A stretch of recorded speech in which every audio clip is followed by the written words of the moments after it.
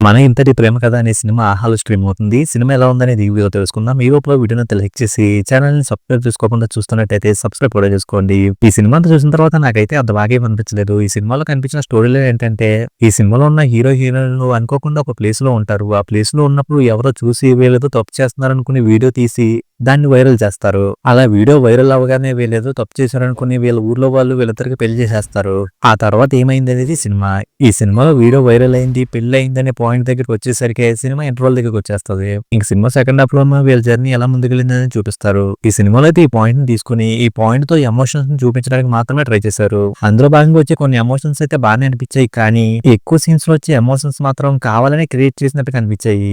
సినిమాలో ఉన్న హీరో హీరోయిన్లు తప్పు చేయలేదు, తప్పు చేయలేనప్పుడు మేము తప్పు చేయలేదని గట్టిగా చెప్పడానికి ట్రై చేయలేదు. కొన్ని హీరో హీరోయిన్లకి అసలు విషయం రివీల్ చేయడానికి ఇష్టం లేకపోయినా అమ్మాయికి ప్యాడ్ ఇవ్వడం కోసం వచ్చానని చెప్పొచ్చు, కానీ సినిమాలో అది కూడా చెప్పలేదు. పోనీ వీళ్ళు తప్పు చేసినట్టుగా ఫుల్ గా ప్రూఫ్స్ అన్నా ఉన్నాయంటే అది లేదు. దానికే ఊళ్ళో ఉన్న వాళ్ళందరూ కూడా వీళ్ళేదో పెద్ద తప్పు చేసినట్టు వీళ్ళందరినీ బాగా దూరం పెట్టేస్తారు. ఇంక సినిమా సెకండ్ హాఫ్ లో వీళ్ళు ఎక్కడికో దూరంగా వెళ్ళిపోయాక కూడా అక్కడ ఉన్న మనుషులు హీరోని కావాలని ఇబ్బంది పెడుతున్నట్టుగా పెడతారు. ఆ సీన్స్ ని చూస్తున్నప్పుడైతే కావాలని ఎమోషన్స్ ని పెంచడం కోసం క్రియేట్ చేసినట్టుగా అనిపించింది.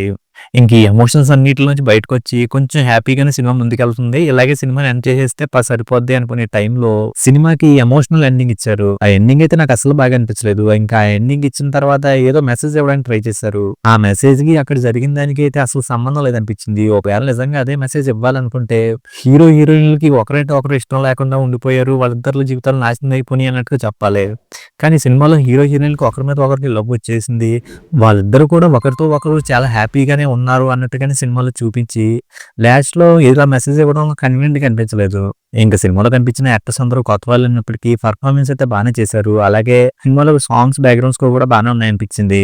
ఫైనల్లీ సినిమాలో ఒక పాయింట్ తీసుకుని ఆ పాయింట్ తో ఎమోషన్స్ ని చూపించడానికి ట్రై చేశారు. అందులో వచ్చి కొన్ని ఎమోషన్స్ పర్వాలేదు అనిపించాయి, కానీ ఎక్కువ ఎమోషన్స్ అయితే కొంచెం ఆర్టిఫిషియల్ గా ఉన్నట్టు అనిపించాయి. అలాగే సినిమా క్లైమాక్స్ ఇచ్చిన ఎండింగ్ కి ఆ మెసేజ్ కి సింక్ అవ్వలేదు అనిపించింది. இந்த సినిమాలో అయితే ఎలాంటి అడ్డంకి కంటెంట్ లేదు కాబట్టి ఇలాంటి ఎమోషనల్ డ్రామాలు ఇష్టపడే వాళ్ళు ఎవరైనా ఉంటే ఒకసారి ట్రై చేసుకోవచ్చు.